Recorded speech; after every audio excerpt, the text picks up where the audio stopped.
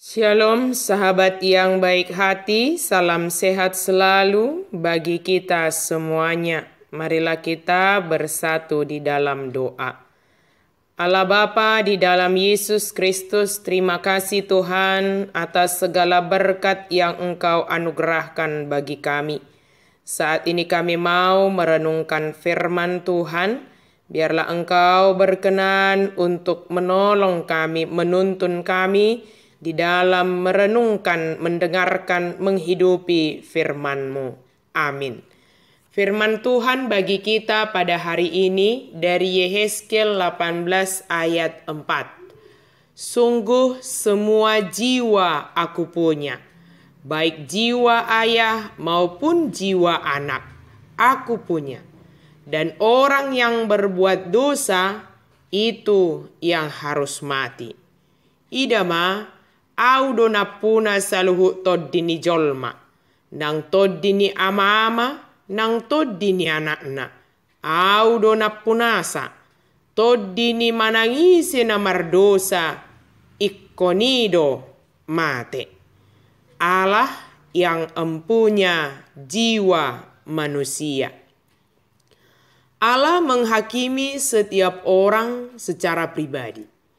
Hal ini mengajarkan supaya setiap orang bertanggung jawab atas apa yang diperbuatnya masing-masing.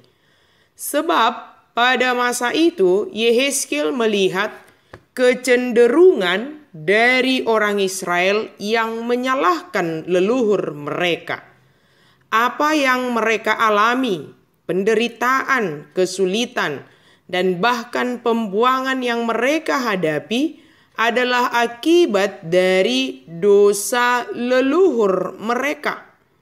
Mempersalahkan generasi sebelumnya untuk menutupi kesalahan yang dilakukan oleh mereka adalah sesuatu yang tidak benar di hadapan Tuhan. Meskipun kita menderita akibat dosa yang dilakukan oleh orang-orang yang hidup sebelum kita, Allah tidak menghukum kita karena dosa-dosa orang lain. Dan kita tidak bisa memanfaatkan kesalahan mereka sebagai dalih untuk memaafkan dosa-dosa kita. Setiap orang bertanggung jawab kepada Allah atas tindakannya. Selain itu, sebagian mereka berlindung di balik berkat Allah sebagai dalih untuk tidak taat kepada Allah. Mereka mengira bahwa karena pendahulu mereka orang benar, maka mereka akan hidup. Allah memberitahu bahwa mereka tidak akan hidup. Mereka adalah anak-anak yang jahat dari orang tua yang benar, dan karena itu mereka akan mati. Sekalipun demikian, kalau orang kembali kepada Allah, dia akan hidup. Allah lah yang empunya jiwa, baik jiwa generasi sebelumnya maupun generasi yang sekarang. Baik jiwa seorang ayah maupun jiwa seorang anak.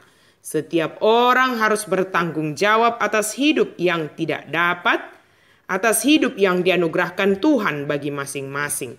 Saatnya akan tiba kita akan menghadapi penghakiman yang tidak dapat dihindari dan tidak dapat menyembunyikan apapun di hadapan Allah.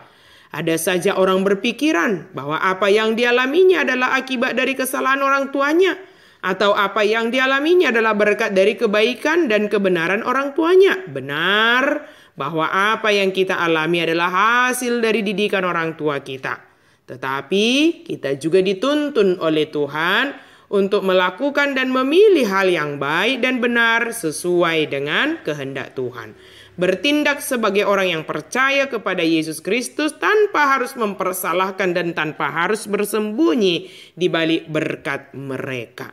Sahabat yang baik hati, Allah adalah pemilik kita. Kita adalah kepunyaannya. Oleh karena itu, bersyukurlah. Sebab dia yang empunya jiwa kita. Todita. Sebagai orang yang percaya, kita meyakini apabila kita meninggal dunia, maka jiwa kita kembali kepada sang pemilik kita, yaitu Tuhan.